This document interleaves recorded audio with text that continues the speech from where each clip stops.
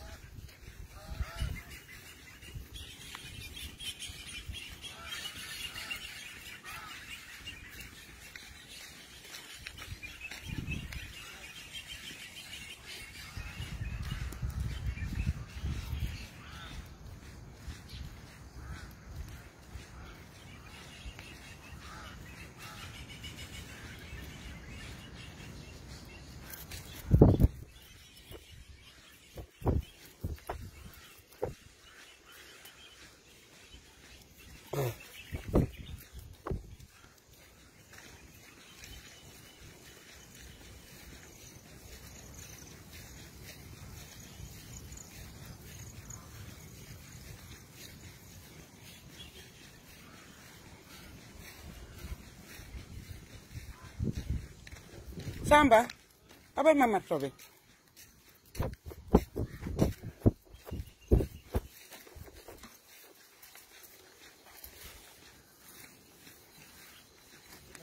Nani ma sa téléphone? Okay, on la call sa téléphone de légui. Légui c'est lan? Waaye dama la ubbil naa la bunta ma leen la dugal nga ne yow doo duga. Kan nga amee affaire? Lan moo tax doo mun a duga? Man maa moom place bi ma jox la bu dee sa moto la dinaa dugal nene man suma moto du dugal problème. Amul benn problème kon léegi mun nga ma xaar bi ma sotaat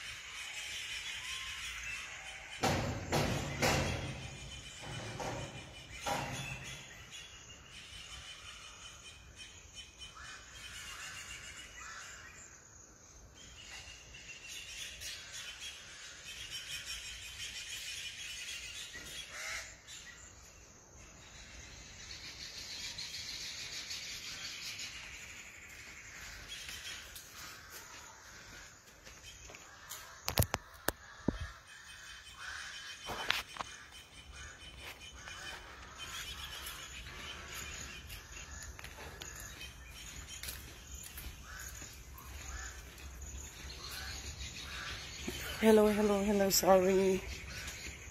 I was trying to open a door, that's why I had to put the phone down. But I'm back, I'm here.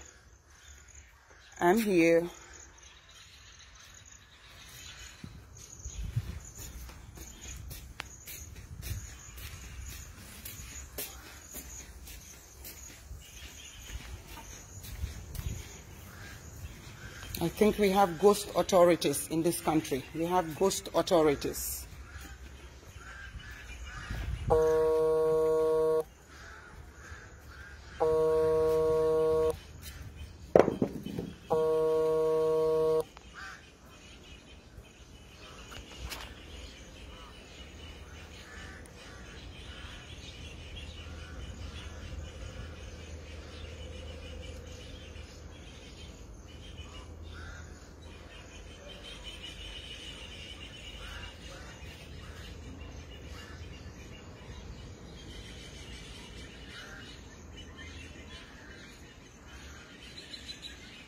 Naka suba si jaama rek dama nekk on Facebook live suma beneen téléphone bi moo tax ma reject ko waaw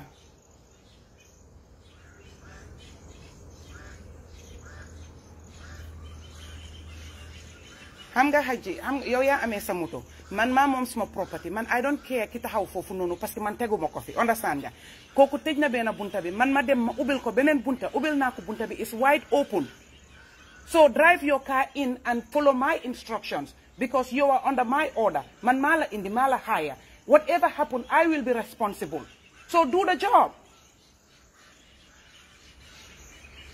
it's wide open the door is wide open man mako ubi is wide open I can see it from where I am standing come in mune parce que koku wana ko ne bum duga mom du muna duga koku momu fi man xawma koku kan moko fi taaj I don't know why koku mu neka fi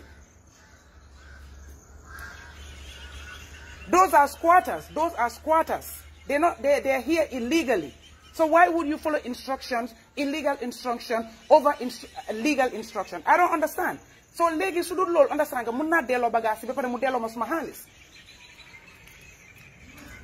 that's what he needs to do.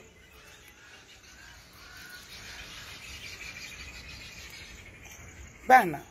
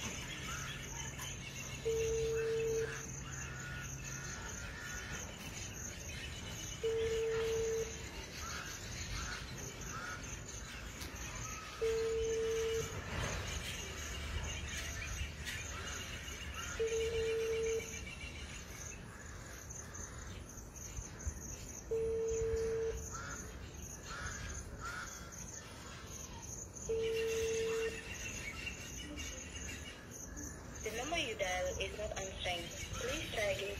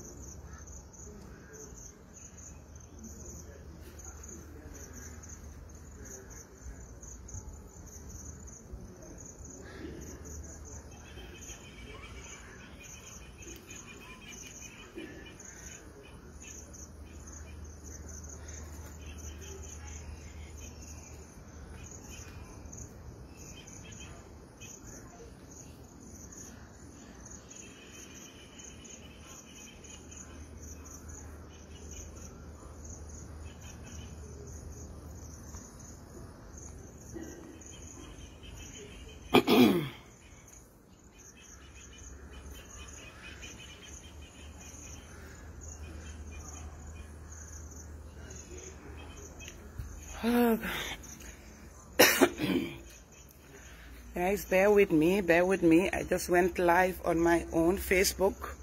I've contacted the media houses. I'm sure they'll be here shortly, but I just want to make sure everything is on record, because the paramilitary station here has called the head office asking for a backup, that they need to come and get me out of here. So I'm expecting that they will come, or they might not come, but I just want to make sure everything is on record before any media house gets here. In the interim, whatever is going to happen in between before anybody gets here, that is on record. So that's why I'm just going to stay live before the media houses arrive. We deal with corny people that don't tell the truth, and they distort, misconstrue, change, fabricate. So we gotta make sure everything is on record to keep our backs covered. So that's why I have to go live on my own Facebook, awaiting which other media house is gonna arrive. So bear with me. If you're busy, log out and log in again. I will be here. I am moving an inch.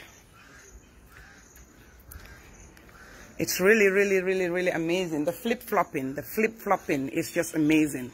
One day we come, we walk right in freely with our walkers. Another day, next day we come back, oh, we receive command from the authorities. Oh, we receive directive from the authorities that you should not get in. Oh, you can get in, but your walkers cannot get in. Why allow me in if I don't have a right to be here? So if I have a right to be here, I think any other person that I come with has a right to come in and do whatever I ask them to do. So, Munuma understand the flip-flopping dal.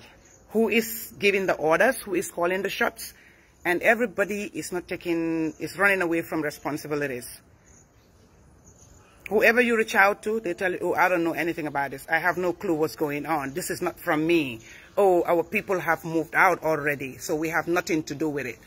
So who has something to do with it?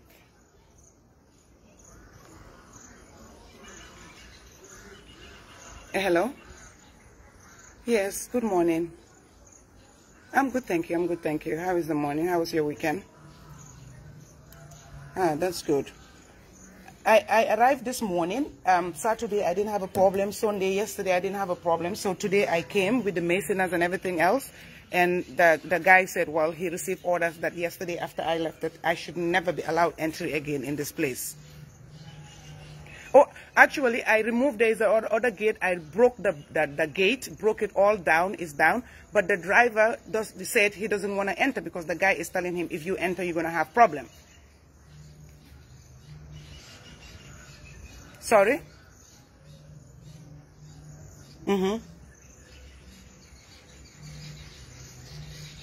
Okay, let me tell them that now. Yeah. Okay. All right. All right. Thank you.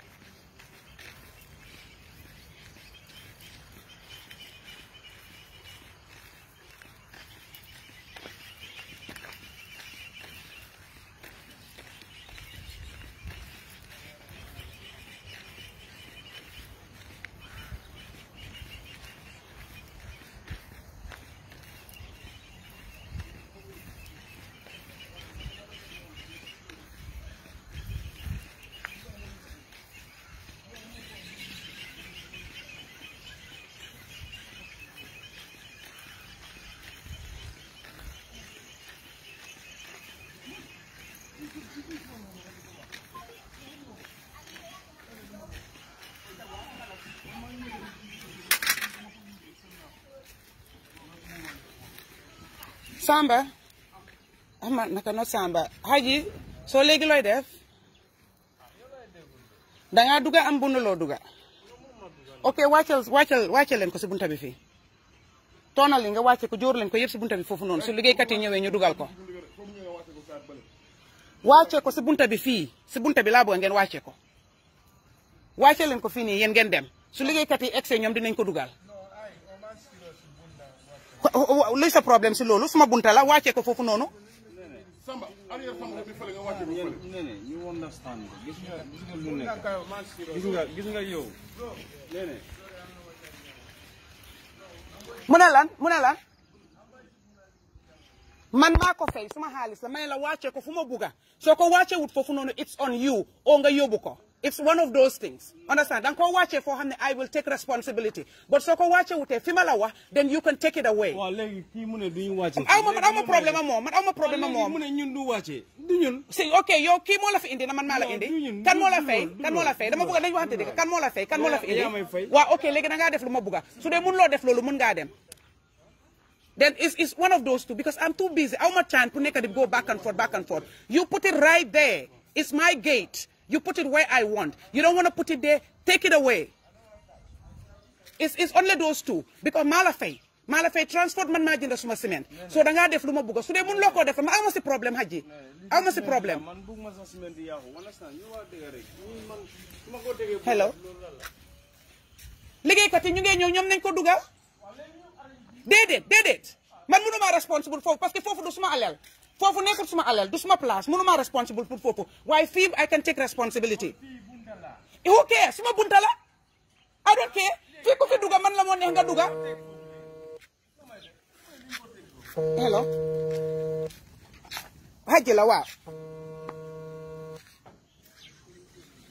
bi mu ne moom du def loolu kele mu ne bu mu ko def soo moo tax ma ne ko ndax man maa ko fay ndax moom kele moo ko fay soo su dee man mi ko indi fii nii dafa war a def lu ma bugga mu def ko su dee mënu ko def na ko delloo mu delloo ma suma xaalis rek jaamane ñooy ma ut keneen soo dafa def lu ma bugga oo mu def lu kele bugga loolu rek la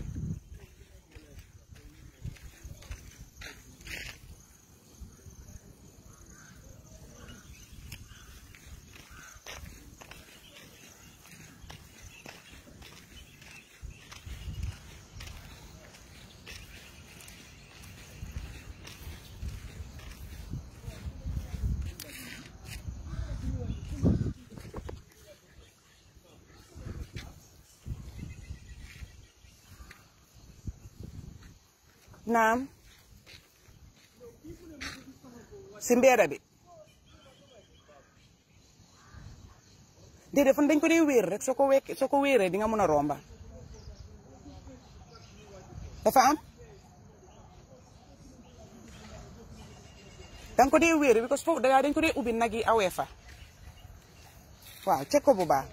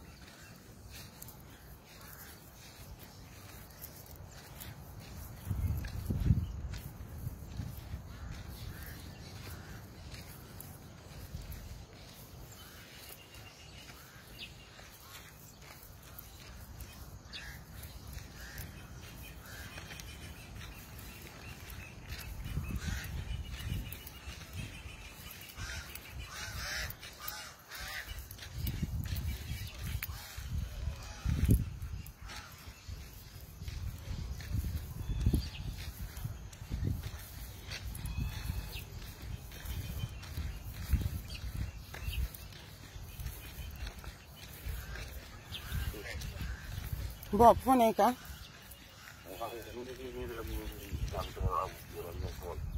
dégguma gamteel lu fa xew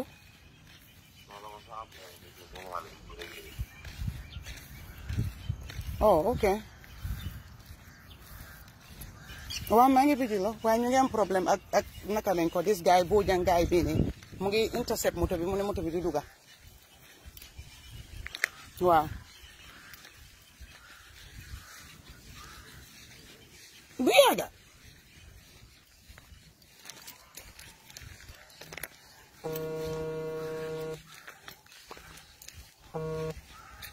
Déguma okay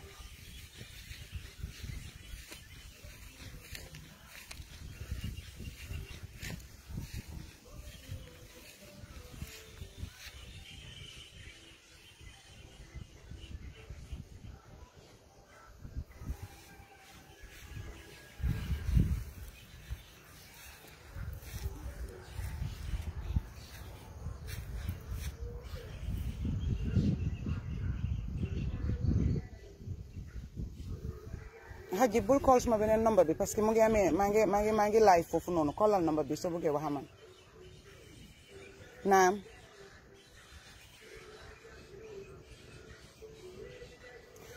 Haji dama bëgg nga su dee la nga bëgg ma laakale dégg nga olof te du waaw ok yow sa ñëw fii nii is under me man maa responsible maa la fi indi ok understand nga loolu te du waaw léegi whatever happens is under me I will be responsible so you either take directives from me suma instructions parce que man ngaa liggéeyal o yow nga dem parce que su dee da ngaa nekk fii nii keneen di la wax looy def ngay dégg kooku lu mu laa wax de nekkuloo under man understand nga so lu ma la wax fi ma la wax nga teg ko déglu ma fi ma la wax nga teg ko wàccee leen ko ngeen taaj ko foofu noonu man mu nekk suma responsibility su nekkee wàccewuloo ko foofu noonu cement bi is still under you and then you'll be responsible and you still know that you owe me money. So it's either those two.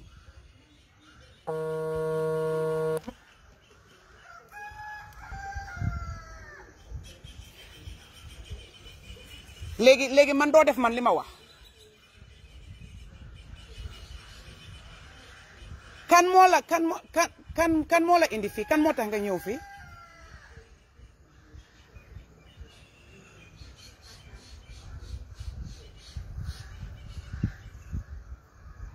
léegi Haji léegi yow mag nga teddu am nga xel léegi decide dalal sa bopp léegi man bul ma laaj lan nga war a def man mi la war a fay man mi la jox xaalis understand nga man mi war a fay moto bi man mi tax nga ñëw fii wax naa la loo bugg a def understand nga léegi seetal nda bugg ngaa def loolu nda dangaa def lu la keneen wax léegi yow yuusal sa xel nga def loolu noonu jeex na bàyyee naa la ko dégg nga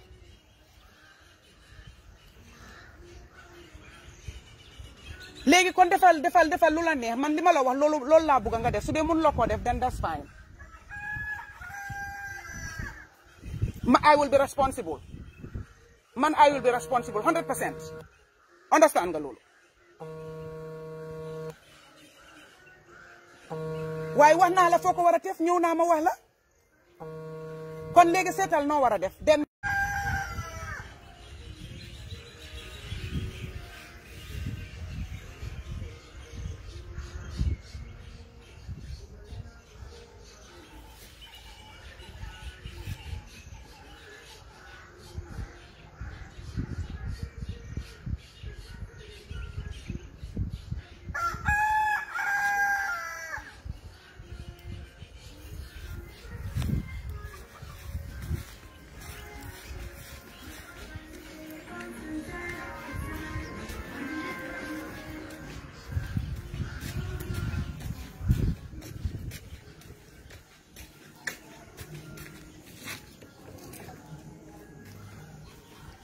Samba beneen téléphone bi ma ngi ko use live moo tax duma ko mën a uyu naka lañ ko tijjee korosé rek la amee ok xaaral ma ñëw génne la korosé bi xaaral ma ñëw foofu noonu da nga delsi ok bul war ok bul worry kon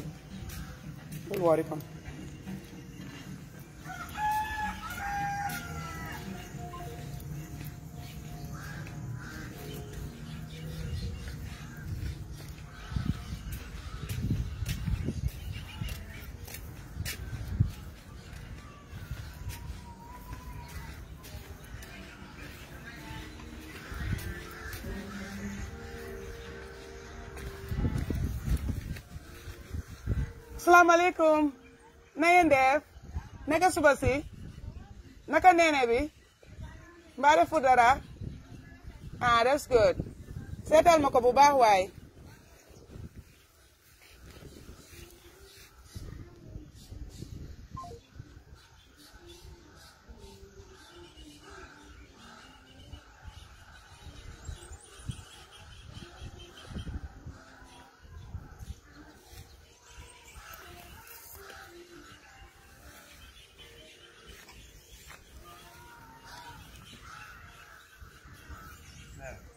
naam Haji déedéet yow yaa understand non man understand na la yow lu ngay wax ni déglul understand na gis nga liggéey bi lu ma lay wax gis nga yow ak ñii understand na lu nekk seen diggante man du ma mën a dugga foofu understand so problème bi nekk man waxuma la nga dugga si bul si dugga déglu ma bul si dugga parce que yow déglu ma man su doon man la ah man duma faale kenn man ki ma jël liggéey kooku mu ku si ko onda kooku laa nekka si onda kooku laa nekk duma faale kenn waaye léegi comme que yow nga ne yow comme que déglu ma comme que yow kii dafa sol uniforme you are intimidated by that ah kay parce que yow gis nga yow or na la yow gis nga kayit yi wan nañ la everything else yaa ngi fi woon the last time boo sami ñëw nañ ba fii nii onda sanga ñu gis ne li suñ aleel la gars yi dem ñu bàyyi ñu moom mu ngee jël instruction onda keneen koo xam ne man xaw ma ko bëggu ñëw wax kan la man faalew ma leen nañ moom na def li moo def parce que man bi ma ñëwee waxuma moom sax onda sanga kar naan na bunta ba leen ne ma daaneel bunti ndey beneen bunta bi parce que suma kër la maa ko daaneel léegi yow man jox naa la yoon fooy awee man maa la ubbil yoon bi fooy awee romba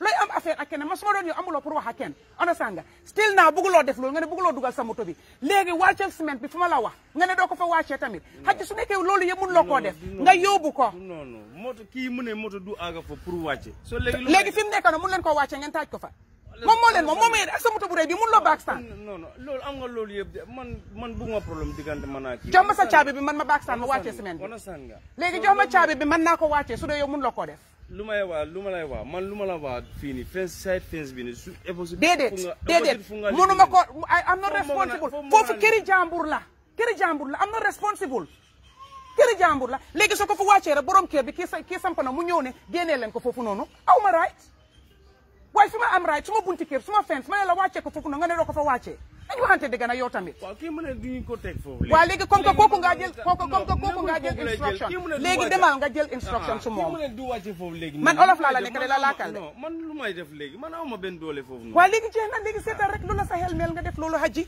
waa bi jeex na rek lu la sa xel mel sa semaine la léegi sa semaine baa ngi ni yooya waa rek fu nga waa ñu wàcce kii mu ne du wàcce foofu kii am na gars yi ñu ngi ko call sax gars yi ñu ne moto bi génn foofu I don't care who is calling him I don't and you should not care bu dee sa moto la man dina bàyyi moto ma dem suma yoon loolu la because yooya moom sa ale understand Haji yama bëgg a rey wax bu bari de parce que li nga wax ni dara du change dama war a dimbale fu ñu war a wàcce ñu wàcce ko nice man ma dem déedéet yow da nga ko bëgg a wàccee fi mu la wax parce que moom moo la wax foofu noonu Haji moom moo la wax ne wàccee ko foofu noonu foofu du suñ place foofu place jàmbur la aw ma right foofu noonu aw ma right ñu tamit nañu waxante dëgg yu sa xel këri jàmbur nga wàcce ko si fensam waaw léegi yow tam fu nga wax pour ñu wàcce foofu suma alal la suma bunti kër la kii mu ne du wàcce lan mooy si affaire yi kooku lan mooy si affaire am moom moo ko moom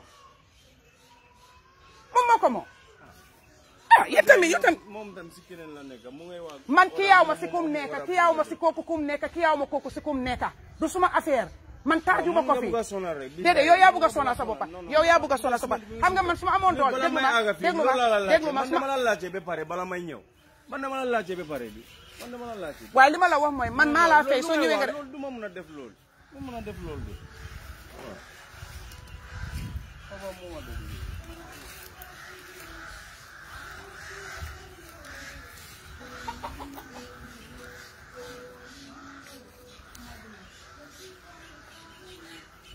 xam nga lii moo tax dëkk bi du dem parce que nit ñi dañ dee xam seen right ba pare ñu nangu keneen déggaat ci seen right moo tax dëkk bi du dem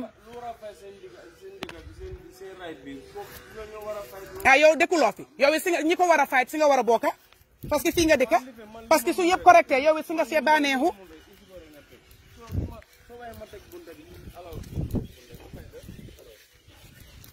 mënuma understand lan moo tax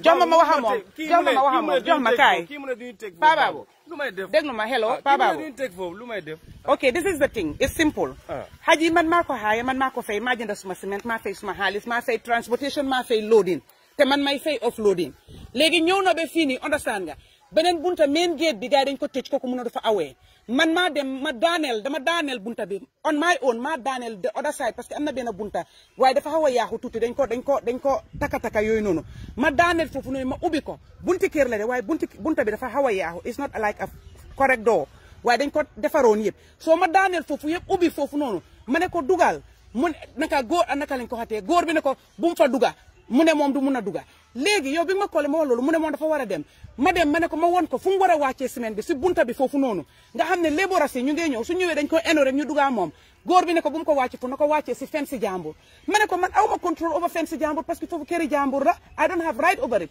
waaye suma bunti kër suma fence am naa right over foofu noonu su ma ne wàccee ko fa mu ne déedéet kooku ne bu mu ko wàccee ma ne ko léegi nag is ida nga def man lu ma bugga man mi laa fay oo nga def kooku lu mu bugga parce que so defutee lu ma bugga then cement bi is not under my custody and you still owe me money so it's just those two it's common sense moom mu ne kooku mu ne bu mu ko wàccee foofu bunta la kooku amul right fii nii this is my property. yaa ngi understand. man du ma wàcce foofu lu may def. waa léegi nga def lu mu bugga moom. lu ma mun a man mun ma dara si di.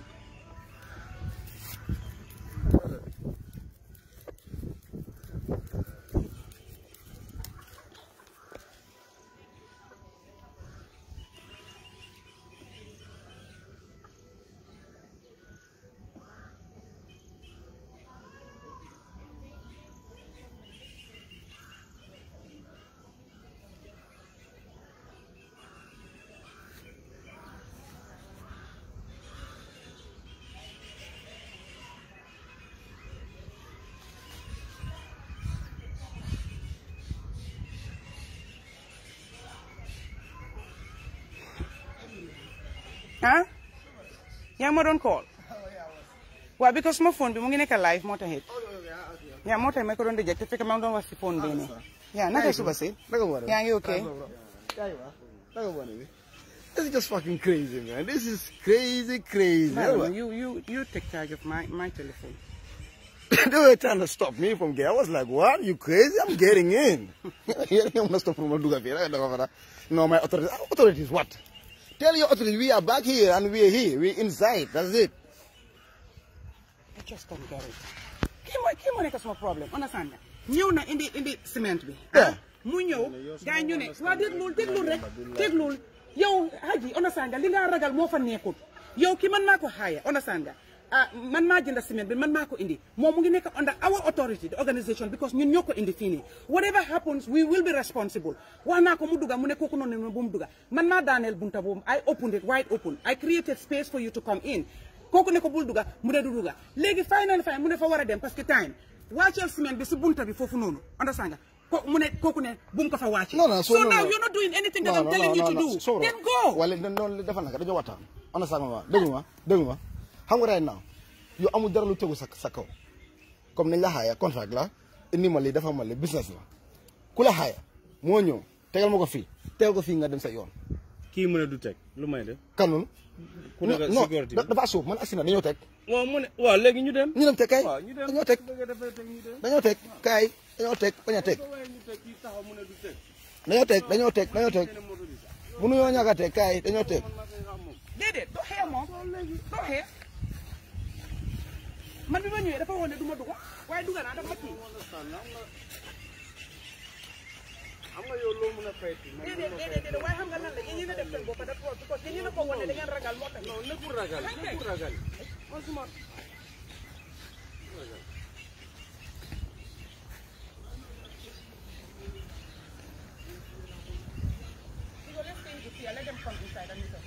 yeah so just still let me see let me talk to this guy about comme kii duga bi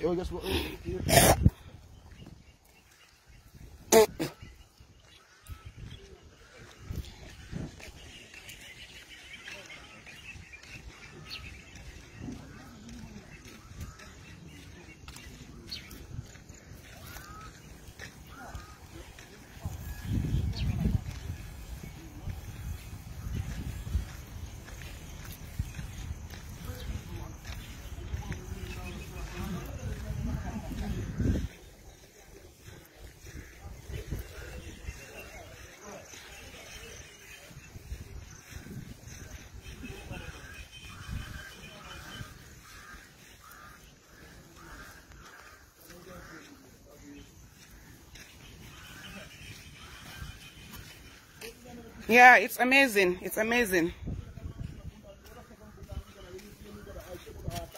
We have order.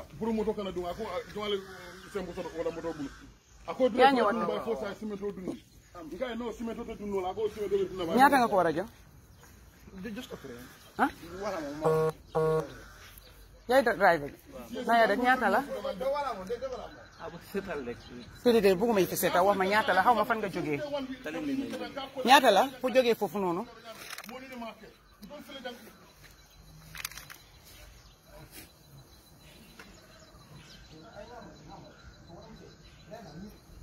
Taxawal balam nga téyel ma leen.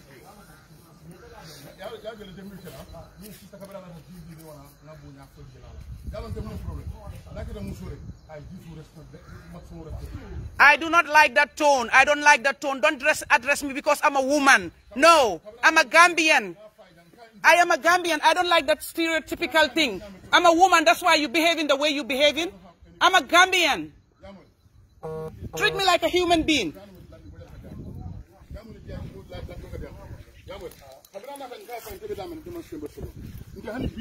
Ana suma caabi moto bi.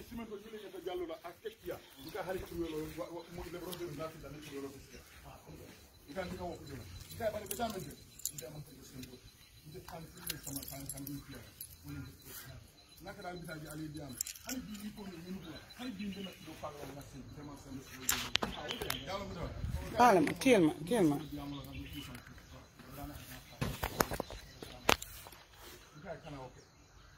Yeah, just because.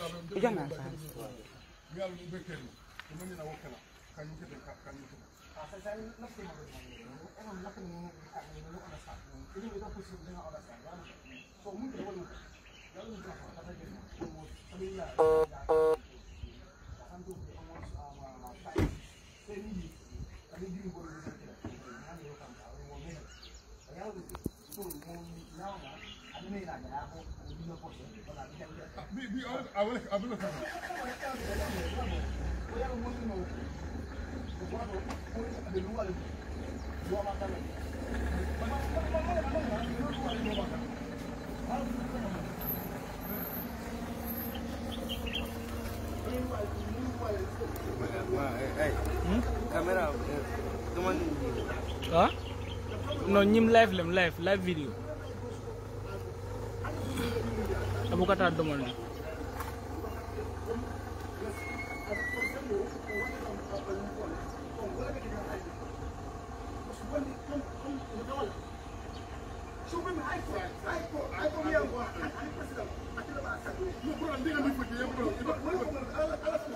Hey, yamana magabo. Zabuna ang kanu ko na ang kanu. Assalamu alaikum. Ma. Wala nyo kasi yo.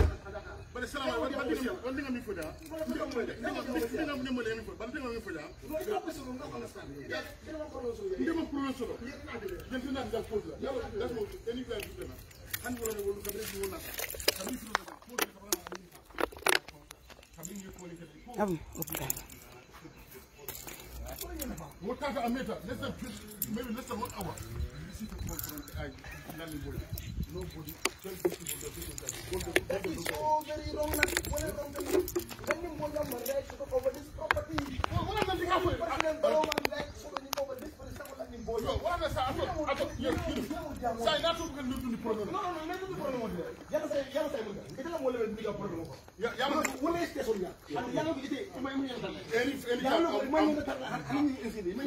I'm listening anytime. I'm listening. Because right now, I present call Mali that Diamond. I don't know any of them.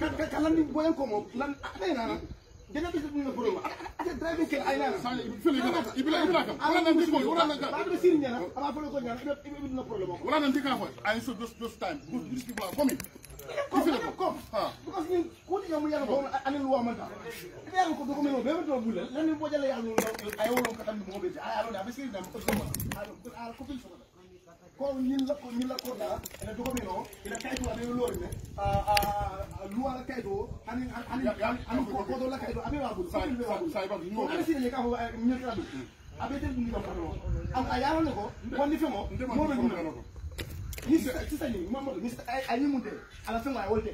Now be there, and you fence as a dollar. Our property. Ntelanga low. This fence, you guys made it here. We put this fence all round. We put the fence. So you don't even know what you're saying. It's our fence. We put it. We put the fence up. From inception, we put this building up. I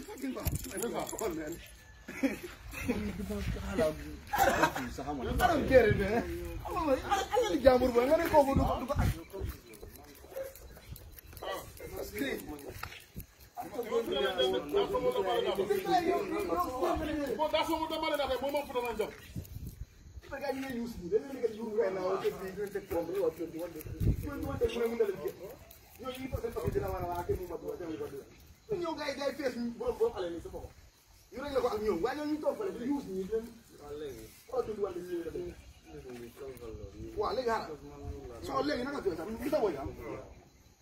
Okay, saya kamu dah. Baik pun jadi sebenarnya dia apa ni? Lepas kamu nak orang ni nasi mentor salah. Bapak nggak.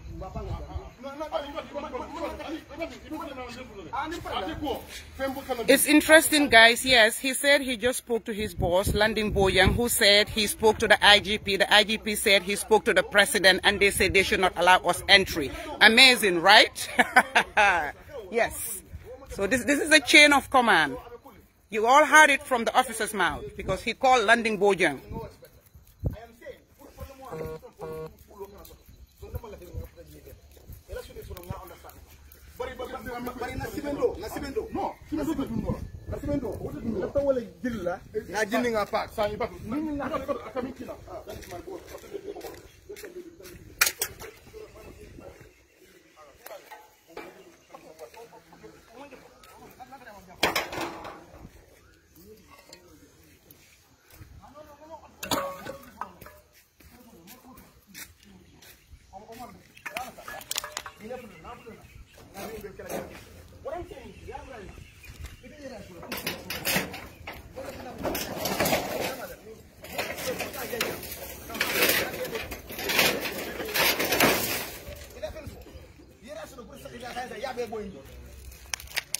Can you imagine?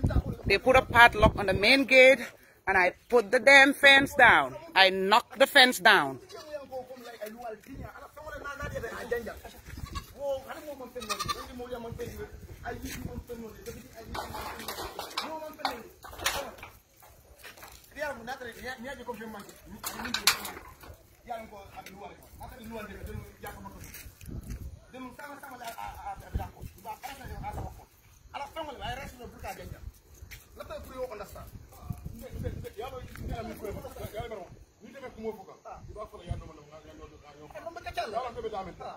We have a court order, darling. We have a court order. I mean, the sheriff, when you have a court order, the sheriff execute. They do the eviction or they do the execution. The sheriff came with us to the property. That was last week and officially handed over. And we did a press conference here in the presence of the sheriff division with an officer, a police officer accompanied the sheriff, the bailiff. Okay? The bailiff came on the property last week. We did a press conference. They showed all the documentation that this is our property. They are handing over the property to us. And they did just that. And of course, you know, the sheriff will not come, give a bailiff and say, go and execute when there is not a court order. So everything lawful we did, and the bailiff came and handed the property to us. And we did the press conference. As soon as the sheriff left with their officers, it wasn't even too long when the officer Bojang got a call and said he should send us out of the property. And we insisted that we were not going to go out because it is ours. We stayed. And that's when they sent in a truckload of paramilitary to come and ask us out, to come and send us out of the property. But when they came, we showed them the documents again. They looked at everything else, and those people were open-minded enough to understand that they cannot send us out. They apologized and left. We came the next morning, and then they said, oh, we got order that you shouldn't be allowed to enter. Oh, no, you can enter. You, the individuals, can enter, but you can, no materials or workers or laborers can enter the property. So another day we came in, oh, you can enter. We brought sand, we brought, you know, materials for the laborers to start work. The laborers came and they say, oh, no, you cannot enter. So there has been a lot of flip-flop and there's been calls everywhere. And when you call this person, they tell you, oh, I don't know what is going on. I'm not aware. And the other person will tell you, oh, yeah, it's true. They, you know, you guys have a right. It's your property. But, you know, I got a call either from the IGP. The IGP will say, I got call from the Attorney General. The Attorney General, you know, will not even speak to anybody. And this morning, you guys can hear it on record. He said he called his boss. His boss called Sgt Bojang. Sgt Bojang said on phone, on record here, that he had called the IGP. And the IGP said he just spoke to the president who said we should not be given the property. That is what is going on, people. That is what is going on. But yes, there is a court order. There is a documentation to show that this is our property and we are supposed to be here. The documents are there. And as you can see, there is another truckload of paramilitary that just arrived. Let's watch and see what is happening or what's going to happen. Guys, let's watch. A truckload of paramilitary have just arrived. I don't know why they're here, under what authority, on what they want. So let's just watch and see what is happening. But that is what is going on right now. Yes. There you have them again. Yeah, exactly. Put up full of paramilitaries again. They just popped in. Yeah. Yeah. Very, very crazy. Why can they Very, very crazy. At least and fix this once and for all instead of trying to use force, enforcement. Oh, sure, he needs to go. I agree. I agree. He needs to go. I agree. Nakaushratin sa Kai, suma libi mung sibir fofu nono. Suma earpiece bi. Indil ma suma earpiece bi walal ma.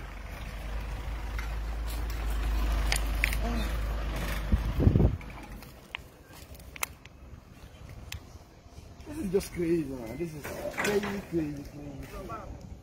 Te joma bag wala magene ko. Joma bag wala magene ko. Because I need it.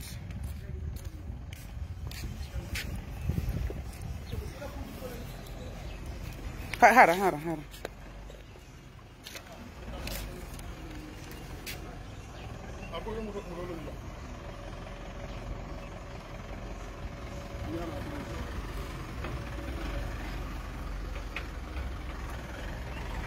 Guys, hold on. Let me just take my earpiece so that this will be easy.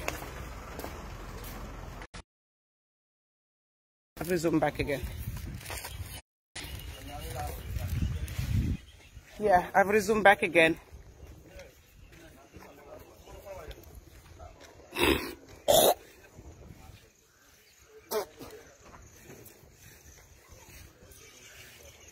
Where is the other two uncles? He's coming back today for travel on to Sierra Leone. Okay. You hold this so that I'll be able to.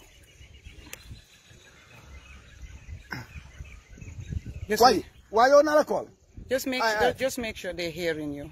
All right, no problem. Yeah, just ensure that they're hearing because you're using the earpiece. Just ensure that they can hear you.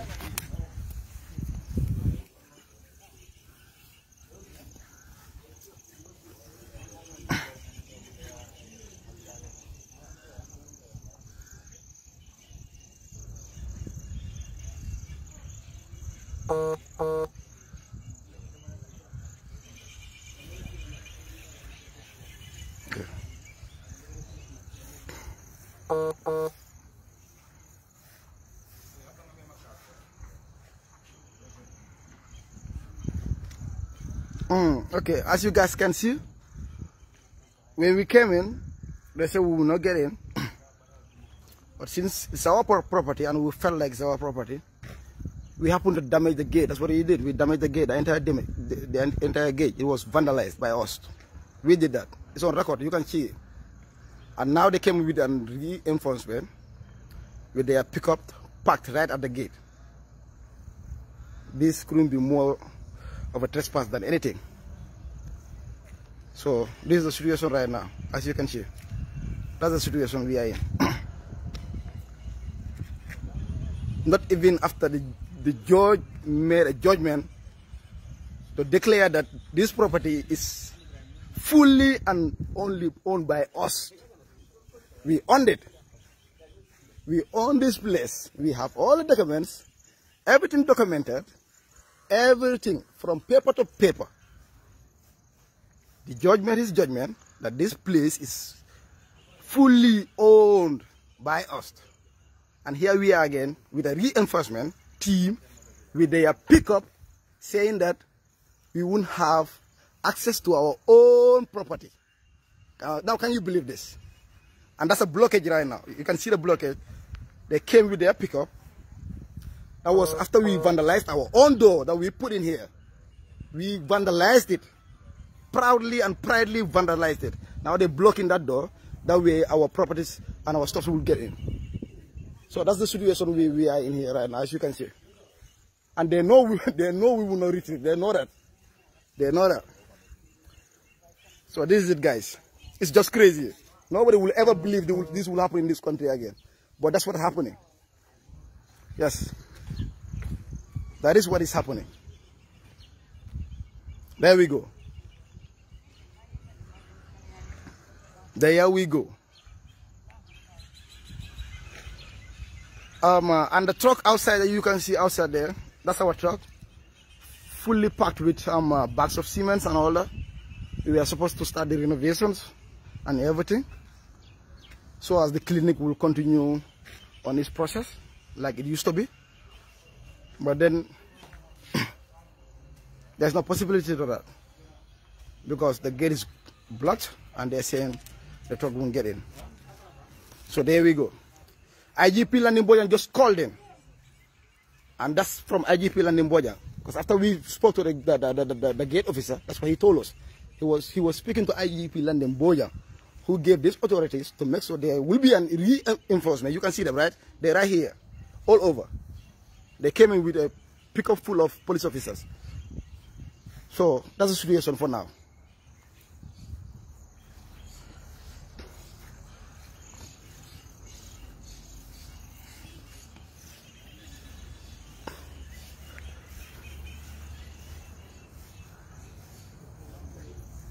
This is just unbelievable. I swear to God. 24th century. This is right? unbelievable. 2021. That's what I'm saying. Unbelievable. Unbelievable. This is Oh my crazy. God. It's crazy.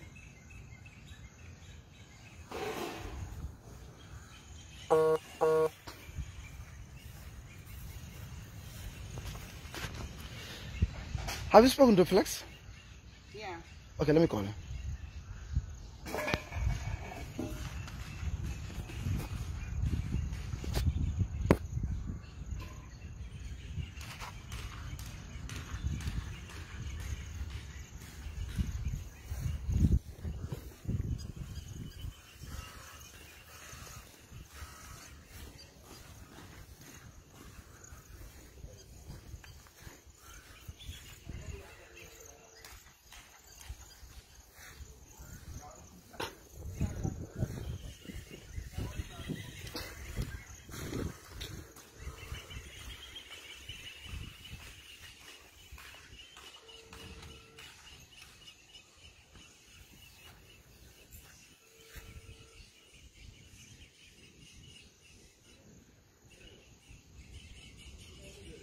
Hey, big man Flex. How you going? I got morning. What? I might be Bijijo. I see Bijijo. Ask. Oh, okay. I'm here with Nana. Okay, no problem. Then I'm not going to.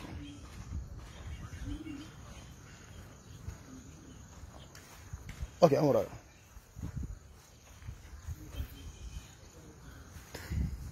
Flex, I never wrote the victim center. I guess they never press conference.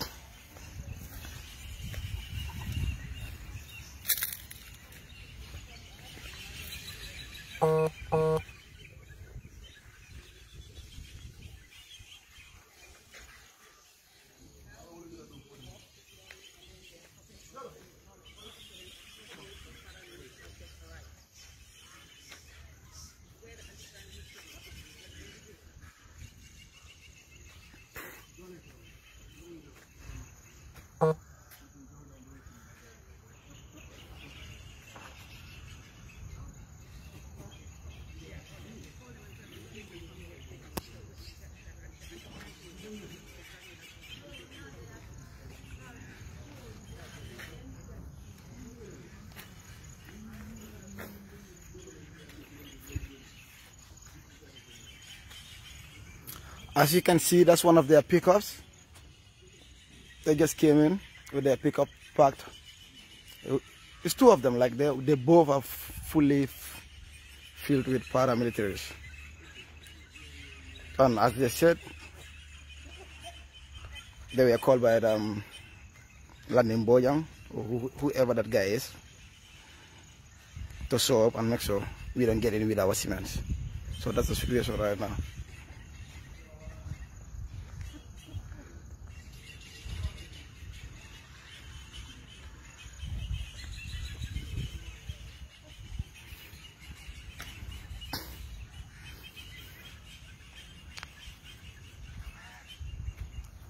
So share this video as much as you can. Let me make sure like the world know what is going on in this country.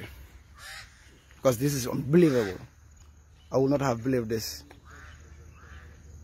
50 years when somebody ever told me.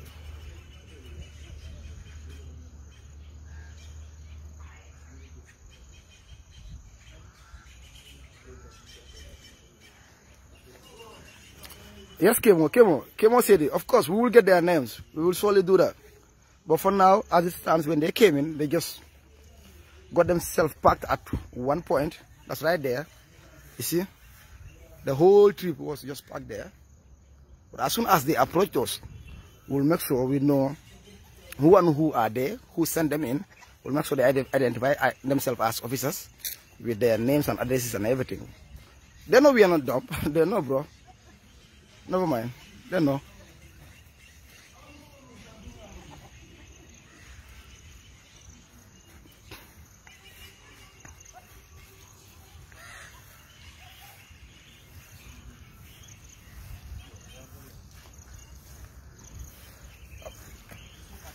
Aji yow may tuuti rek ñu wax gaay suñu déggoo gaay rek. I understand. Why you man you rek.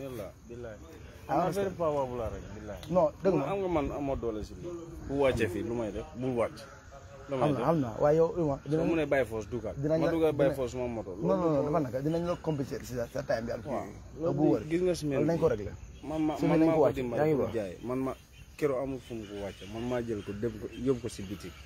Dem ko paak foofu man ko tam mun solo nga wam moom mu jaay bi yow so sa ne ma jël ko xone ba isil so dem ba mu xool ma mu ne ko isil man ko so léegi foofu naka la amul west because man damay liggéey man suma jël li ñëw li gars ñu may call lo da nga am ñetti trip lu ma war a def so su ma ñëwee fi ma spend fi 3 hours 2 hours loolu la may tuuti léegi ñu handul li ak gars may tuuti parce que ñu relé wax ak yow may tuuti.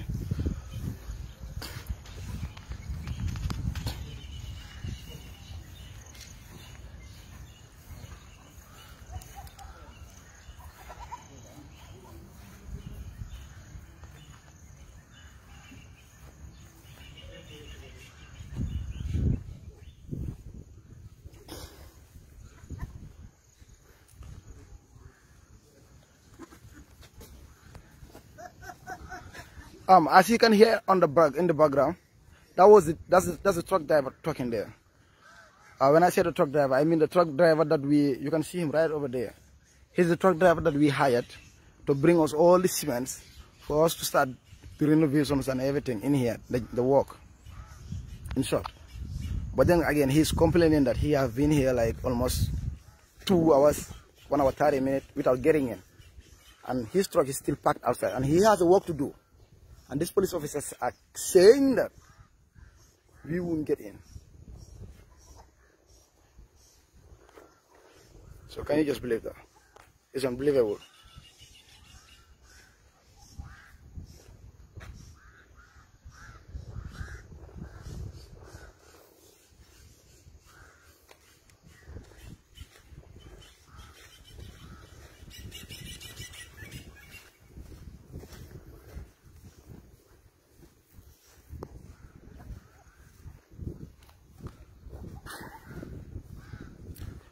Now here you have a full view of the anti-crime building. There you have it. This building was built by us. It was a clinic, used for a clinic, voluntarily clinic, whereby the citizenry will come over here and make sure they are treated for free. That was what it was meant for. But then all of a sudden, Jammeh used his powers to get it from us. Then it was the Green Boys who were posted in here. They were here the whole time until the changes came in. When the changes came in 2016, around 2017, the anti-crime unit was then slot in, and they were given the space again. So this is the building. So everything is in this building is vandalized. As for now, the anti-crime has just been transferred somewhere because a judgment was made at the High Court that this property is fully owned by us and our people. But then again, here we have these authorities saying, no, it's not happening. You are not getting it. It's not yours.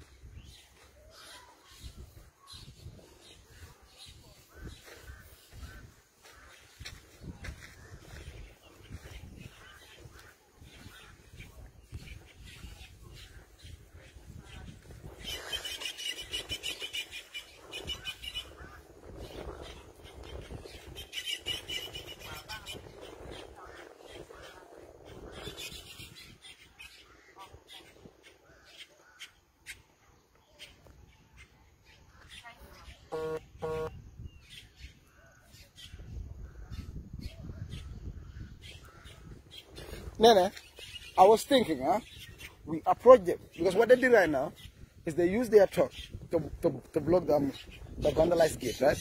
So as there wouldn't be any entry.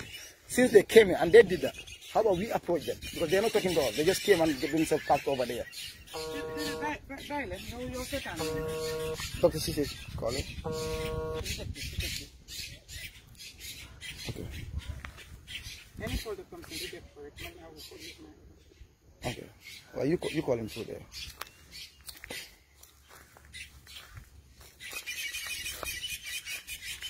Lola don't halada. From you approach you.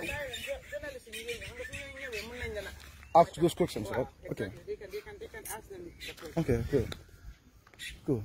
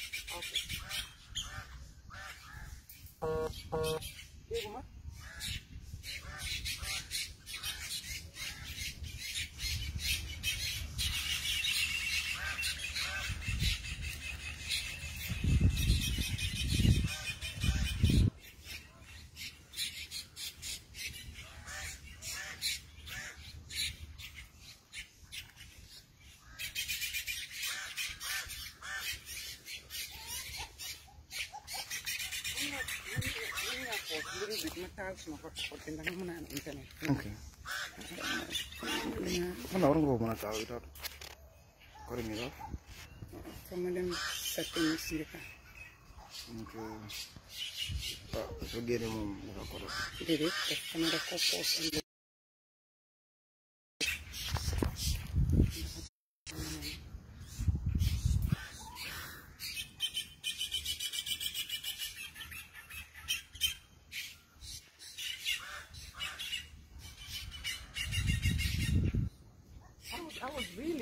surprised when London was telling him, I spoke to the IGP. The IGP said, the president said. Who's the IGP? That's the question I raised. Is the IGP above the law? Exactly. Because when we call it London, you go to telephone. You understand? Do your job. That's your job. You know what you need to do. Do your job. I just spoke to the IGP. And the IGP said he spoke to the president. And the president said, that's funny. I was like, wow. Like they call the shots. Amazing. We are living in a democratic state, ruled by law. Huh? You are telling us that president and the IGP. I was like, wow. I couldn't believe, because all along I was thinking people were hiding behind authority, but it did not exist. It do exist. But now, I mean, hearing London saying that. Sgt Bojang of all people. I know, right? Even I know, right?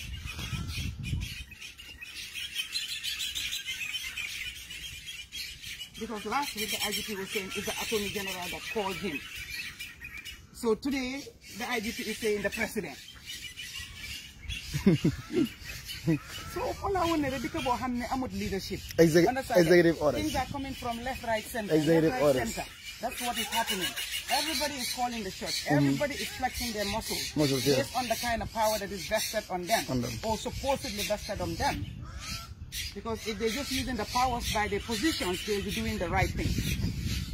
Because their positions, they have guidelines that they need to follow, I guess, in my little mind. You think these people care about guidelines and rule of law and all that stuff? They never do.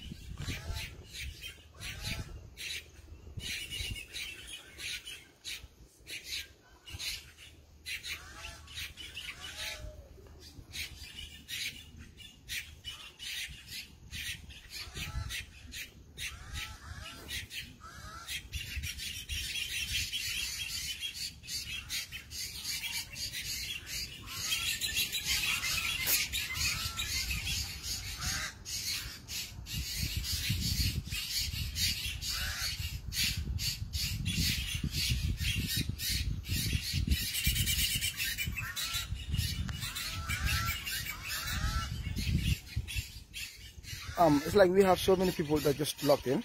Can you just give them a little bit rundown of what exactly is going on here? Yes, that way they can be updated as well. Yeah, I mean, I can. Again, last week, if you all have been following, we had some little, saga on our property in Bijijo here. And the property is the former anti-crime unit, where the anti-crime was housed for almost 2 years or more. Finally, they've moved out because the property does not belong to them, neither does it belong to the government. We went to court to seek redress for us to gain possession of our property, because it is our property. And this property was seized by the former President Yahya Jammeh in 2010. And when Yahya Jammeh took the property, all the stuff, it used to be a hospital, fully fledged operational hospital that was equipped in the tune of $1.5 million worth of equipment, medical equipment.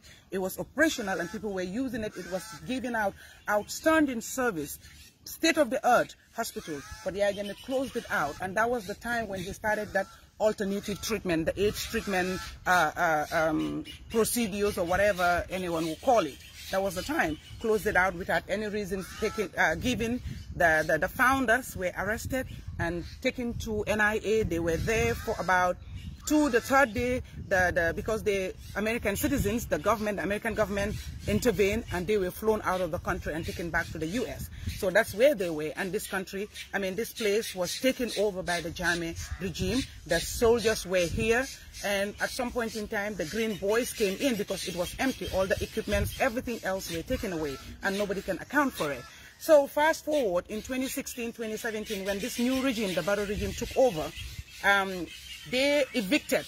It was the soldiers that came and evicted the Green Boys, because they were thinking, or they said, they thought, this is a Jammeh property. Jammeh owns this property. So they evicted the Green Boys and girls, and the anti-crime unit took over. They came and occupied this place and make it their base. The famous anti-crime. I'm sure everybody know anti-crime unit.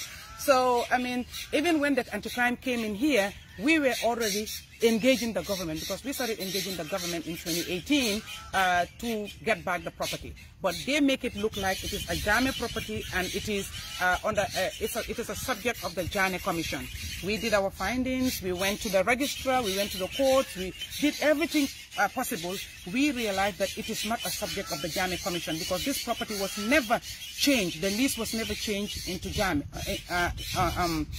in Jame's name. It was still in the name of the organization. So we put a caveat. We went to court and put a caveat. And what that means is to say, hey, we are the owners and we still have interest. So please, everybody stay off. That's what a caveat means. And we got that in court. And we continue to engage with them. But when we saw that, well, things were proving difficult and maybe there were other things that are coming in the picture, we were advised to go to court and legally get possession, which ordinarily that shouldn't have been even necessary because it is our property, the lease in our property, the Registrar General, the Attorney General, everybody has proven, the Director of Lands has proven that the lease is still in the name of the organization. We owned it, so there was no need for it to go to court. But because we saw the line that was coming in, we saw that we started to feel the vibe, the sound of what we were receiving from the authorities. We thought, let's go to court. We went to court.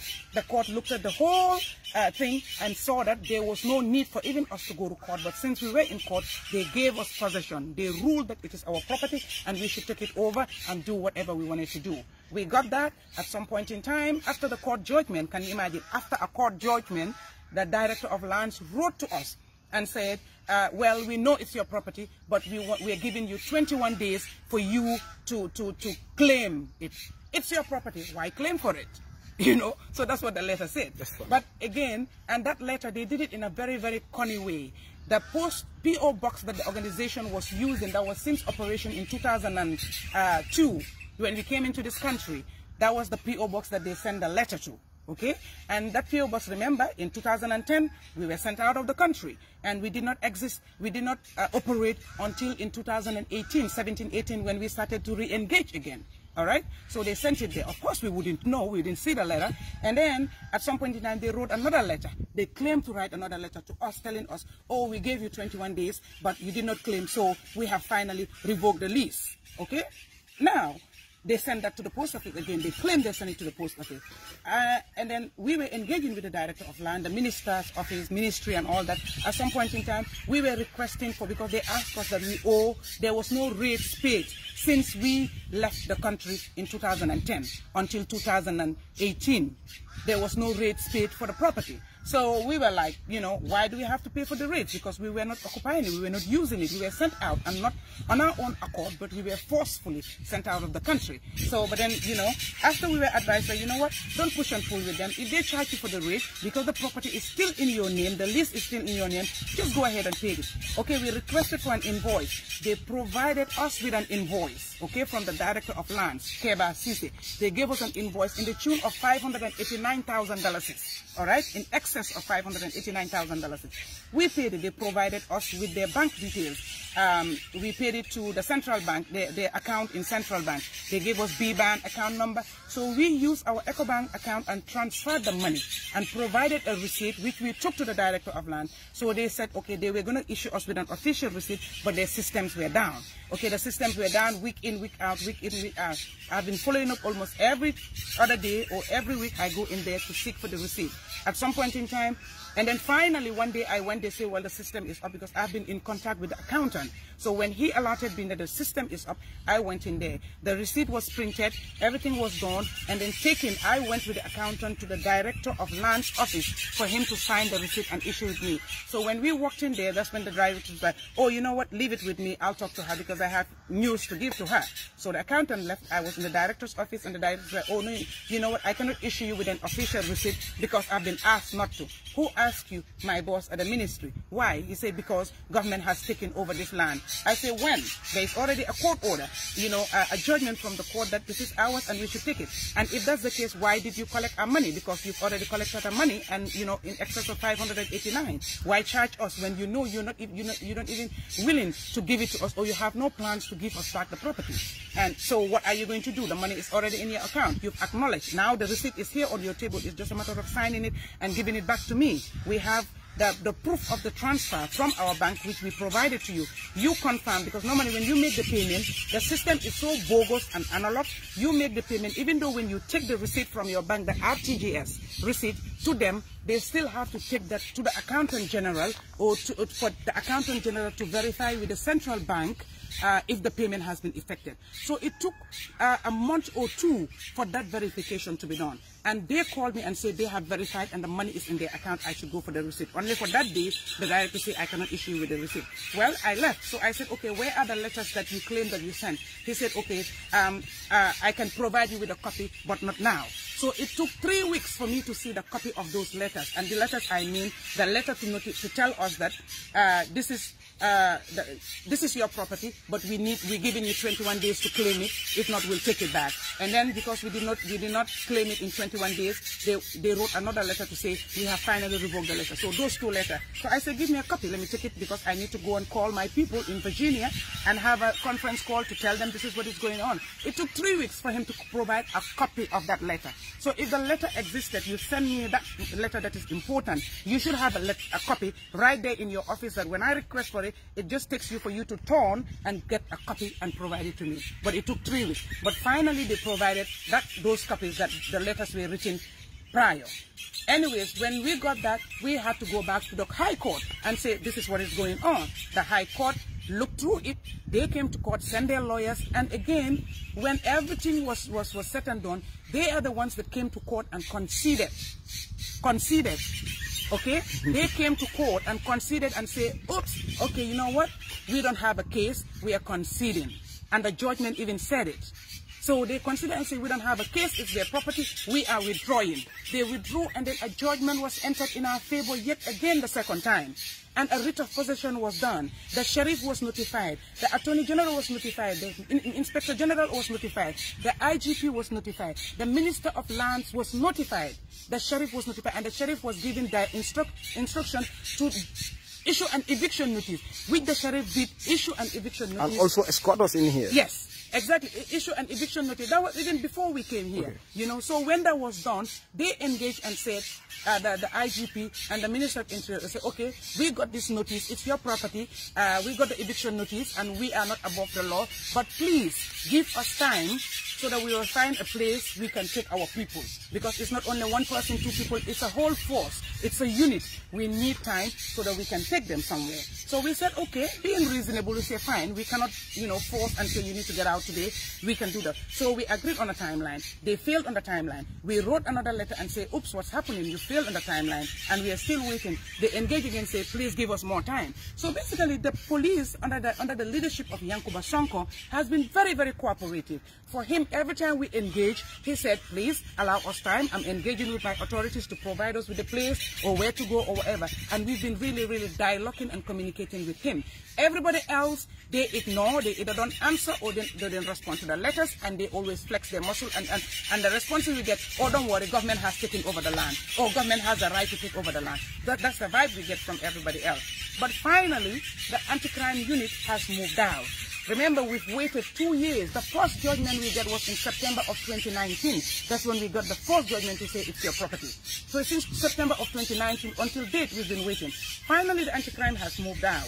Imagine we wanted to start work at some point in time. We say, okay, you can stay. We have nothing to do with you until you find a place to go. But we want to start work because the property is vast. We can commence work on the other side while we're there. So at some point in time, they claim, oh, for security reasons, we're going to be bringing workers in and out. And you know, that's a risk, and we cannot allow you to be going in and out of this property and so all that. Let's keep going. And all that. We cannot allow you to be going in and out of the property because of it's a security unit and all that. So we said, okay, that's fine. We talk among ourselves and say, for security reason, and we don't really want to get caught up in that, we will wait. So we've been waiting. So finally. The anti-crime has moved out. So when the anti-crime has moved out, we reached out to the sheriff and say, okay, the anti-crime has moved out. So what do we do now? We need our property. So that's when the sheriff came with us. They came with us and handed the property to us, officially gave us the property. All right? They say, this is your property. Now you can do whatever you did. So that day when that happened, we did that. We collected, took the property. We wanted to start work. We wanted to start work. And then that's when the whole saga or fiesta started to happen.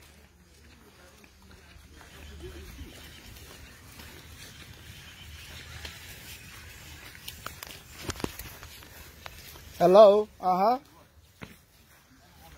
Leo, what's going on, Leo? Because because that's my brother. Explain Leo. Understand. Why? Who gave that order? Who gave it? From who? We have right to know who gave it to you. My brother. Who gave the orders? Deglo.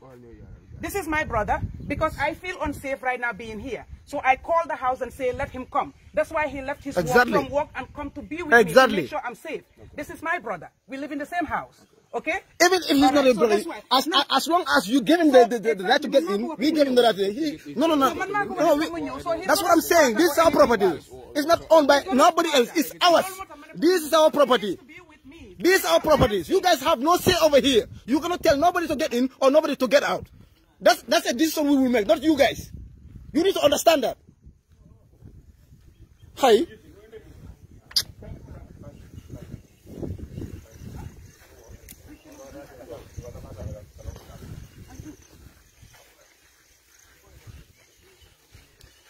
Order like him. This is our property. You need to understand that. Tell that to your authorities. This is not owned by your authorities or anybody else. We decide who come in, who go out, not you. What are you guys talking about?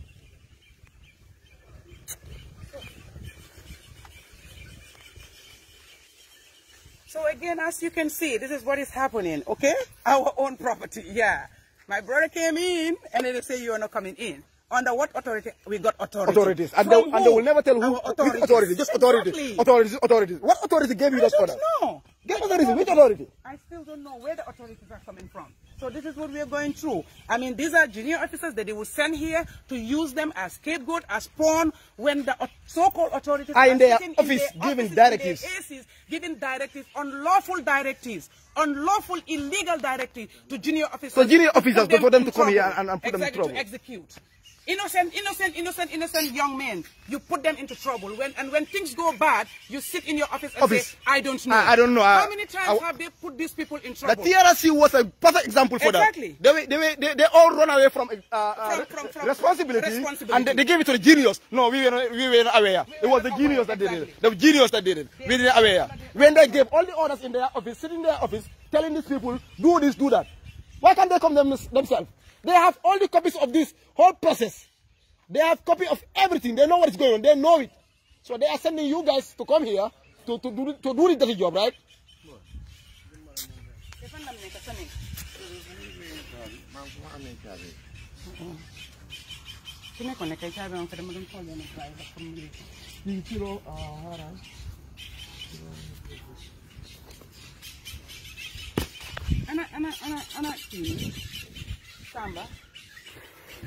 Samba, come on.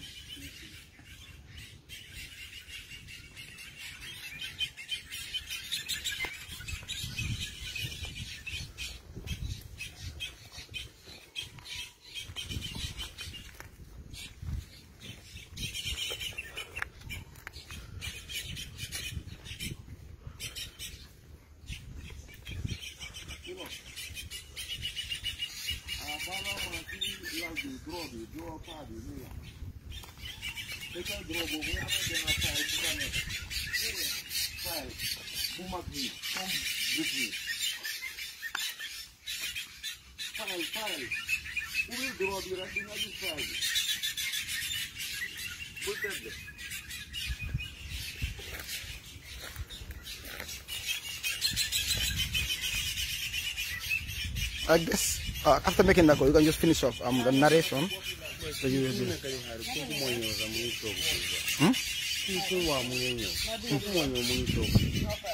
What of it?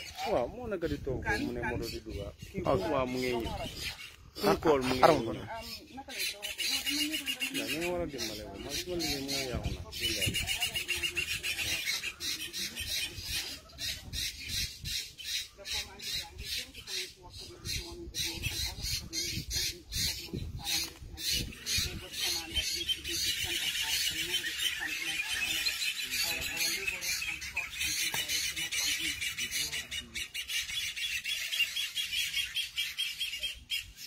I'm right now here at the property. I refuse to go.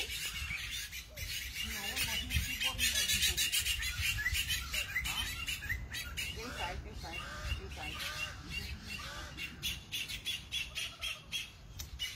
Authority, but they're not able to tell the authority. But the guy who was stationed here called Bojang, Commissioner Bojang, on the phone, and Commissioner Bojang was yelling at him and telling him he should not allow us because he had called the IGP, and the IGP said he spoke to the president, and the president said we should not be allowed, and it was on paper.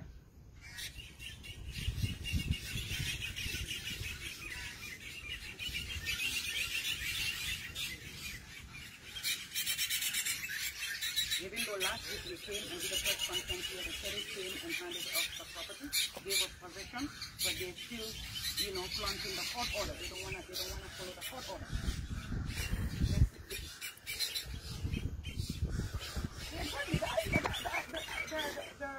What? They're not here. But then What I care? authorities say they have to they cannot allow us. Okay, you see underground building. Huh? You see underground building lawa. One for guy. Well, my last time I want to explain about anga please anga dañ gëné guys so they are not no. Oh, anga mala wone gaay ñu fa gën dañ eject so they are not in this place anymore. So the people that own this place from being around, I'm here with them. So, but then all of a sudden, then this is something allow. Even though High Court will moment judgment for one and like the people they own this place, their property, and the crime is on partners and bagas. So right now, so like right now, I feel like feeling like and I have a call out there. Why I was? So many times.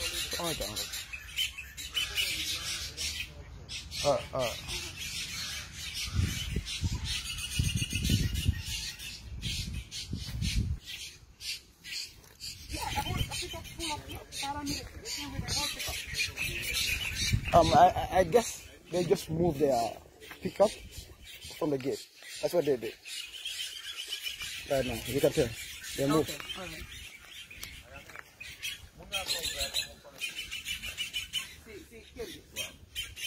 Well, necessary young Adam, just call somebody in the car. Well, kufiri for Indi.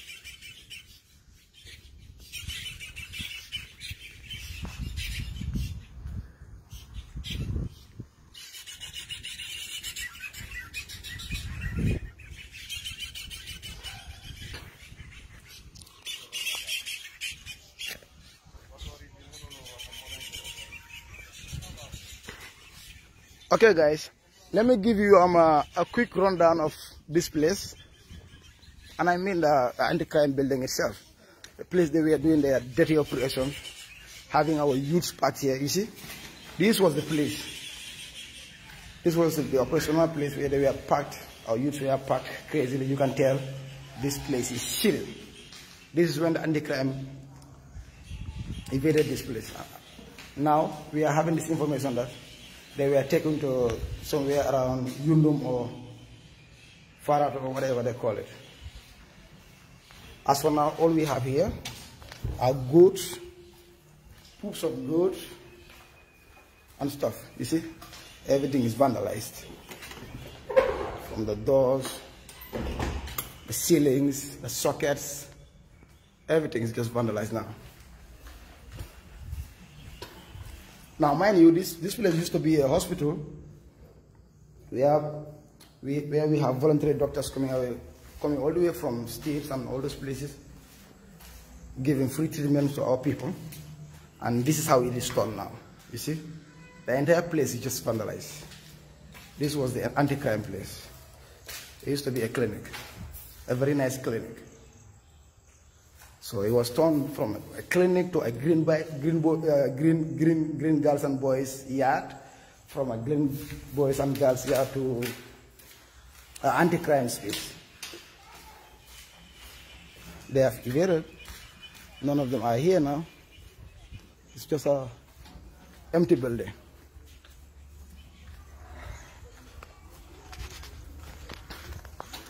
At the other side, we have some residencies staying there for the meantime. And I don't want to reveal their privacies for now, you see. This was the prison. This is the place that they used to use as a prison, where they park the youth. You see, it's some city place. You can tell. That was the porch they used to use to poo and pee on. It's just disgusting and nasty. This is where they used to park the youth. Instead of taking them to court or whatever, they would just keep them there for a week or two, or whatever time that they prefer. So here we go. So that was it.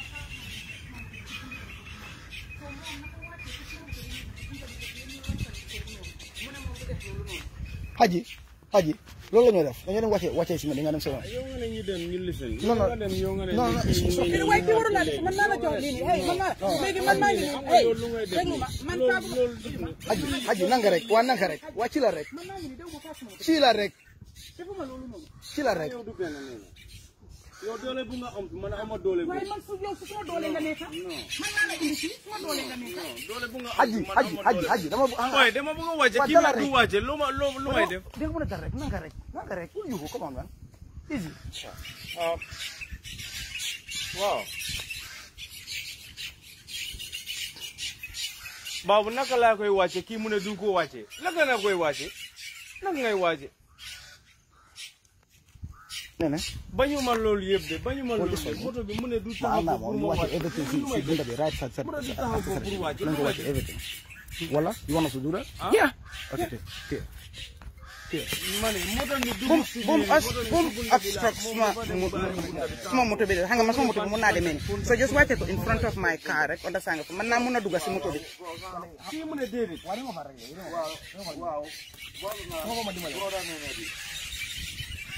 waaw naa la jox fay waxo nañ ko xoolal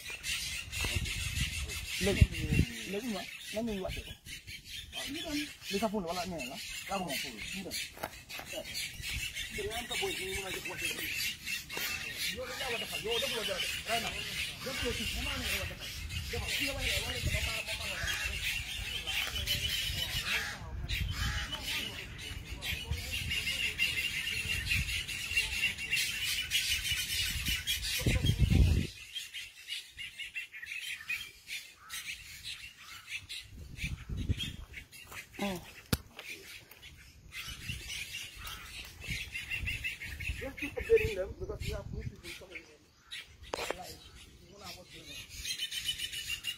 Oh, new people are coming in.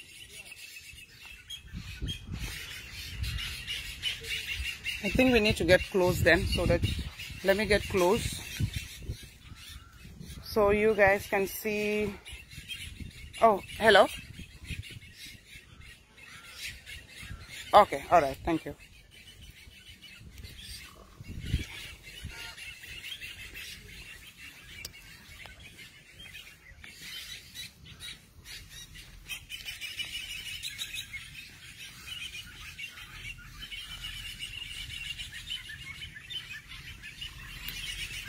This is nothing but to show Gambia where we are still.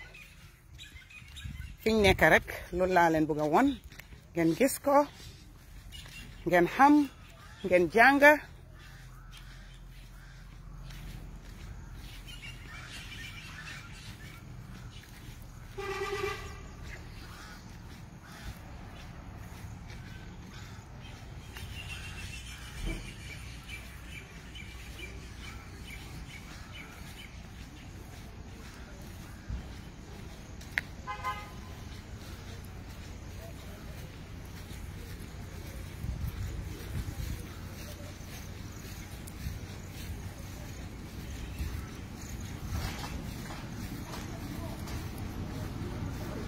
nga def yaa ngi okay good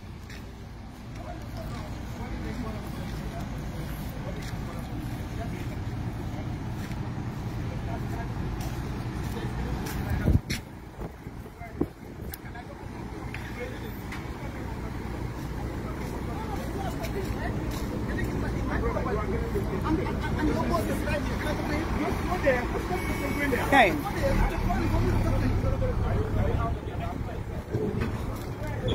Now you get it. Yeah, okay. Clear. But doing this just you're not unconstitutional rights in national assembly. Nobody has the right to stop us for public information. Hold on.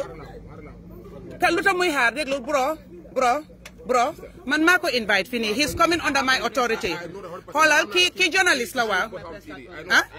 Waaw mu ngoog soo léegi break. You're stopping me from entering. No, my brother, wait, the other way get is Order from who? But this is private property. From who? Exactly, it's a private property. It's my property. Maa ko invite pour mu ñëw. So bàyyi leen ko bu leen ko obstruct.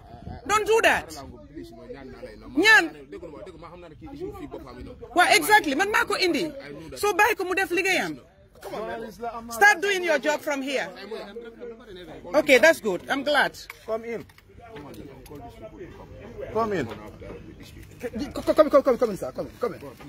My brother. I am cooperating. I am cooperating. Can I ask you to play boy? I am cooperating. I said you seen our boy authority. Yes. You seen them already. If I want to look at them, He talk said to he will not talk to them. I will not talk to him. No, nobody stopped you. He didn't tell you that. Don't say that. He didn't You said that. You said that you want to talk to our authority. Okay. Then we give it like.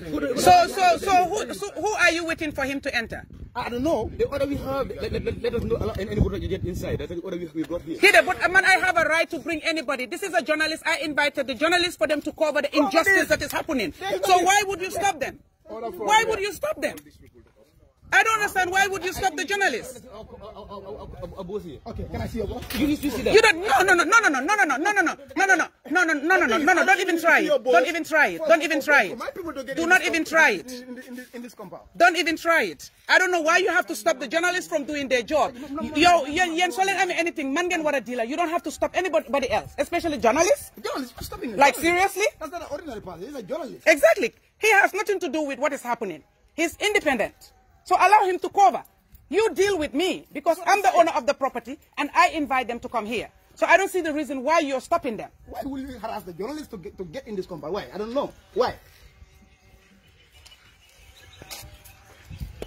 I will nga ñëw dugg ci biir parce que fi naaj bi dafa tàng. This is just unbelievable. I swear, Lord, I will never believe this will happen in this country. I swear, not for centuries. Damn!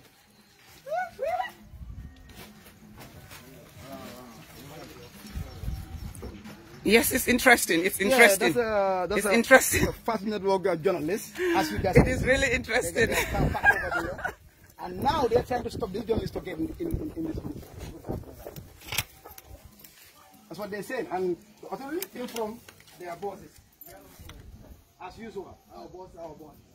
The authorities, our bosses. The invisible authorities that nobody knew about. But how much authorities in Yella? A young authority, you're order. Who are those people to give orders on a private property?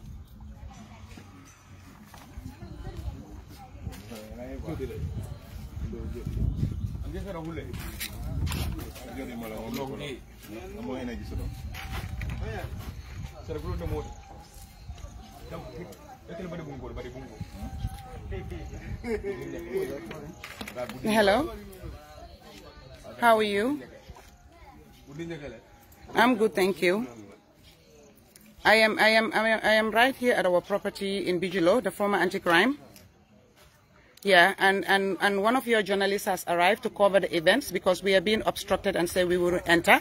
A truckload of paramilitary came in, and the journalist is here and he's being obstructed and say he won't do his job. He's being harassed and obstructed on the gate not to enter. So that's why I say let me call you. It's important for you to know how your journalists are being treated in this country. They are not free to do their job.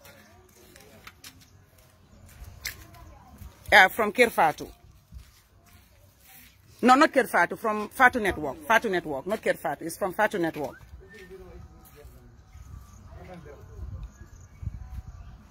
Hold on, yeah, hold on.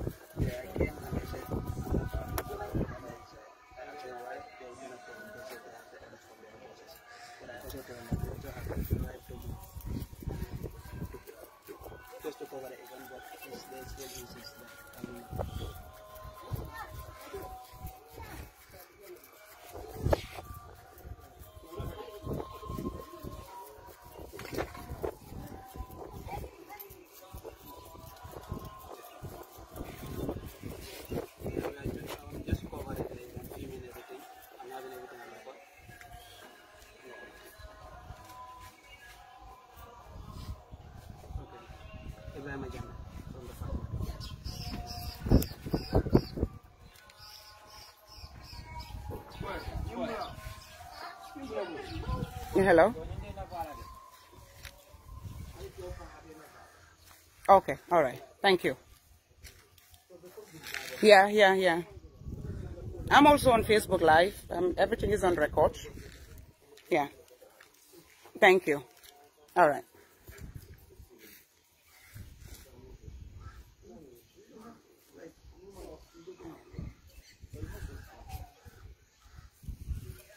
What's that? You want it?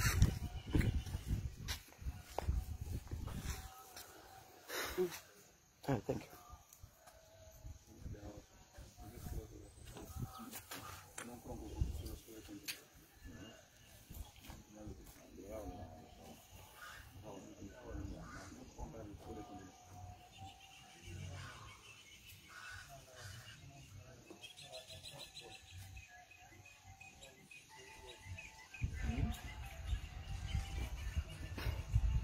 Do you have Ibrahim's last number?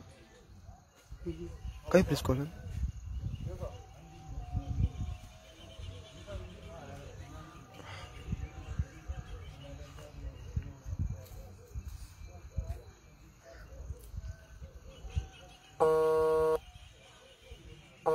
Somebody's calling Alvin. Alvin.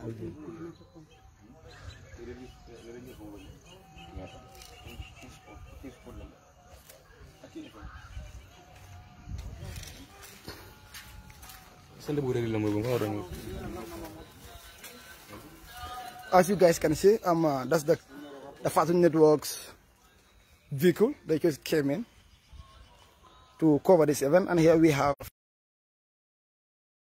their journalists cover. But then again, they have these paramilitaries on the gate. You see, they block the gate with their vehicle. That's their pickup right there, their mini truck. And here is the Fatu Networks vehicle with their journalists. So they have to come in to get in and cover this whole event, to put it out there when they are blocked.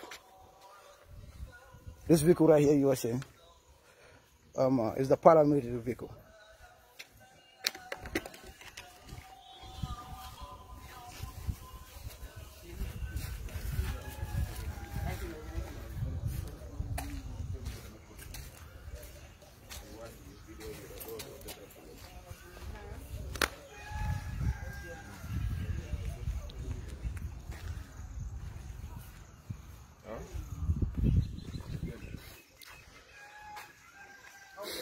How far are you guys?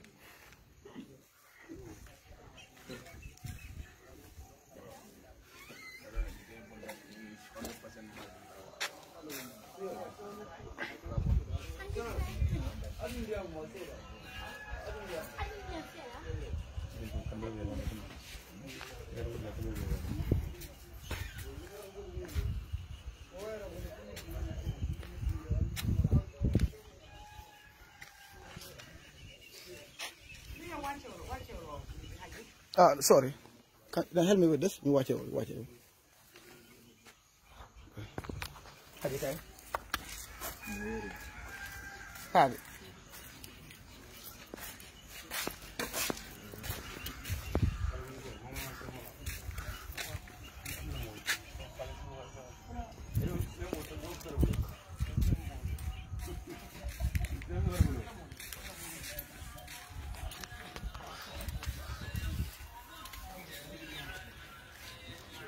Come on, taxi bu green bi, moto bu green bi. Kan? Huh? Oh, Bob.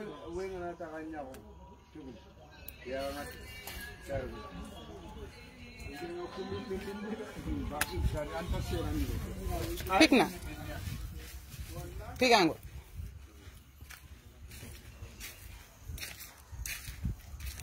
hello waaw maa ngi si biti maa ngi si bunta bi soo egsee rek naa la gis waaw soo egsee rek naa la gis all right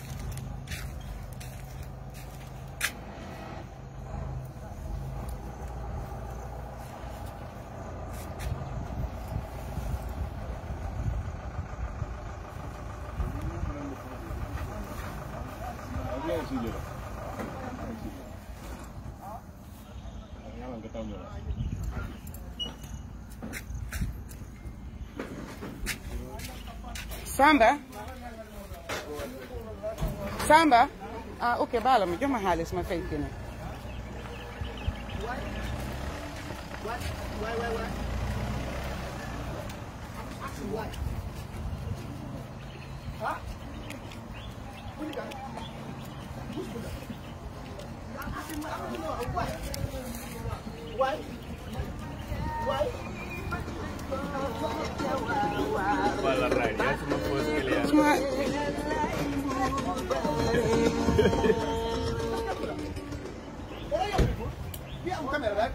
Get it on record. Arrest us. Take us to jail. It's our property. You say we don't have a right to put it out down there, right? Let's see about that. Jindi Jang. Doku labe natila. You have your boss. Put it here. Arrest us. Stop. Boy, Haram. Boy, please. Boy, I told you, here, go there. Tell me. who are here? Dore video bu baax nak video bu baax. Baala ma. Who are here? Who are you talking about? Who? Boy, please. Boy, please, boy.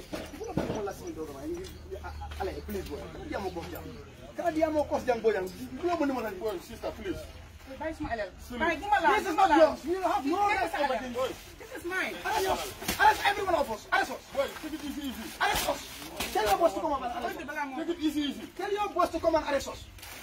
It's our property. We have rights over here. You think we are doing anything illegal? Arrest us. If you think what we are doing is not in line with the law, arrest us. Arrest us. Hey, I give it on.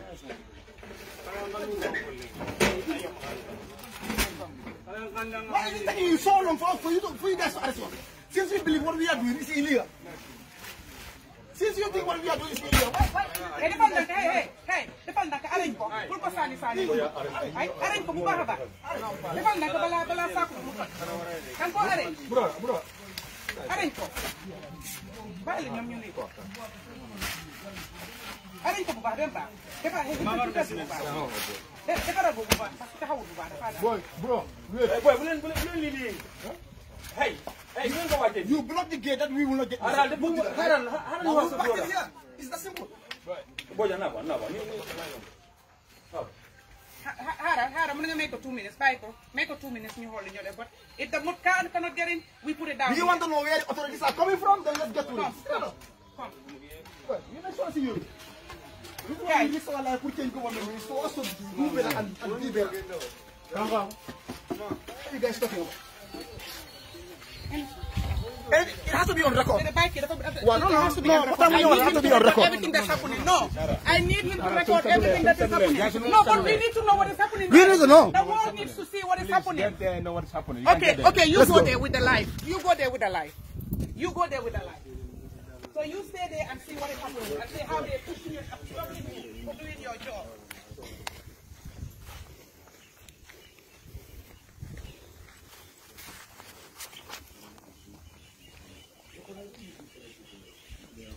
Can I have a word? You know, I want to talk to my brother. Can I have a word with you first, please?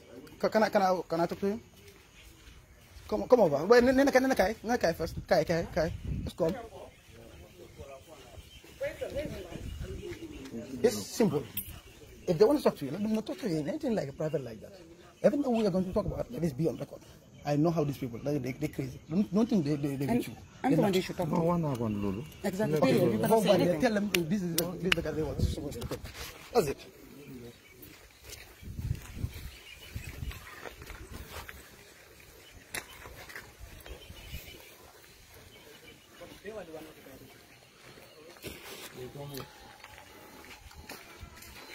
Sorry. No? He said this. Hey.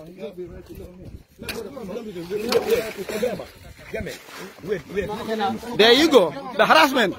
The journalist harassment. There you go. You have it. See it for yourself. No, Abraham. Just come in. He has every right to come in. Witness it all. Witness it. They're harassing the Fast Network journalists right now. That's what they're doing. They're harassing him. Just keep doing your job. That's your profession. Do your job. Do your job. Don't stop. Do your job. Do your job. Keep doing your job. Keep doing your job. Keep doing it. It's your job. Keep doing it. Bojang, you have no right to stop him. Do not even try it. Don't stop him. Leave him alone. Leave him alone, please. Don't. He has every right. Approved by nationality to take any record. What you're doing, you're just here to what you're doing is not illegal. So why are you scared of being recorded? Why? Are you doing anything illegal? Who says so? Who? They say who? They say who? They are given the power by who? The law has been approved by the national. By the national assembly, the SN. Enforce. So if you're here to enforce the power that has been given to me and you're abusing it, I don't see no reason why the people should even obey. That's what I'm saying. That's what I'm saying. That's what I'm saying. Don't make this difficult. Why? Because I have the right from the National Assembly. There's a bill that has been approved. I don't disagree. The order I got, you are allowed to enter. Right to information is a bill. Right to information is a bill.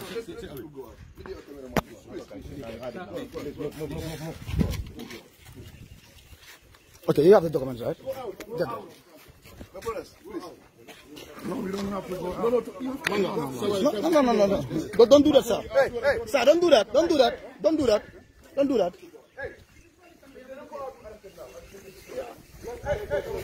Arrest us. Arrest us. Arrest us. Arrest us. Arrest us. As you can see, they're arresting us now. That's what they do. They're arresting us. Don't touch me. Please, my brother. Don't touch me. No, please. Yeah, I'm saying don't touch me. Please go out. Please. Okay.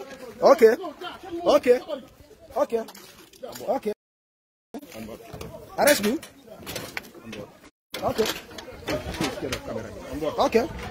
Okay. So we are being arrested now.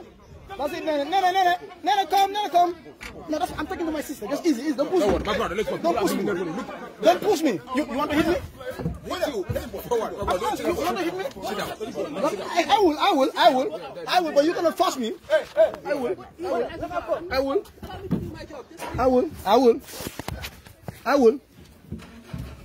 Hey, my brother.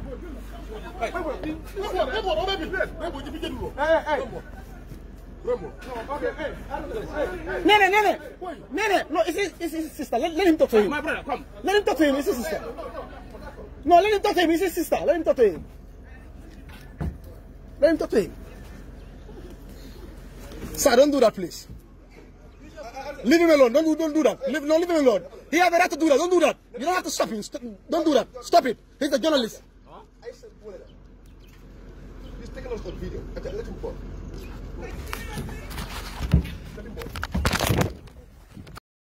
Arresting my properties? Yeah. I'm bored. Look, you think people are here? Wow. Be careful with it. This is expensive. Take it easy, sir. Bro, Emily.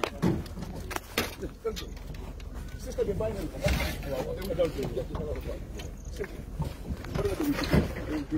Jada, where's my Your cheese. Give her one thing.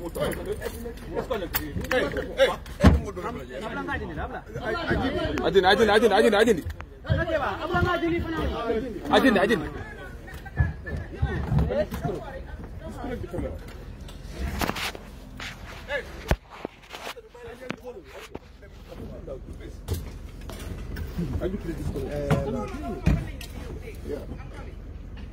Yeah.